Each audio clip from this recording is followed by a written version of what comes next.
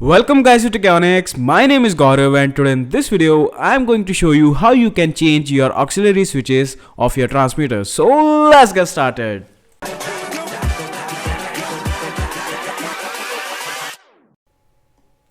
Welcome back guys to another video. As you can see, the auxiliary switches of my Flysky transmitter is damaged and the original switches are not available, and if available they are quite expensive, or you can say overpriced. So we can use any SPDT switches instead of the original one. So in this video I'm going to show that how you can add any SPDT switches as your auxiliary switches on your transmitter. So let's open the transmitter, disconnect the battery connector,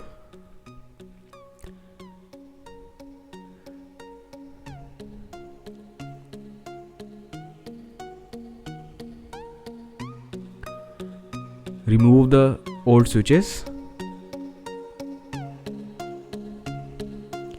desolder the switches,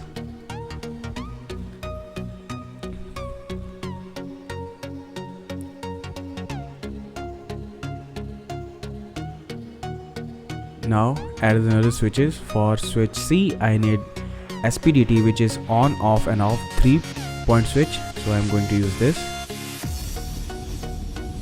Done. Now connected.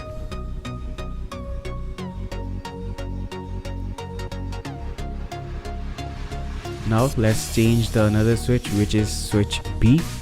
This is on off switch, so we can use any SPDT switch which is having on and off 2 positions.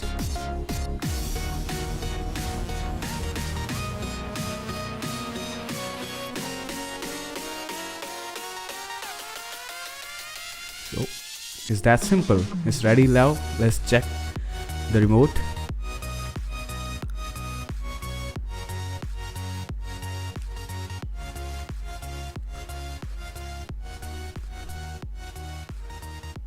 So as you can see, the switches are totally working, so we can add any SPDT switches.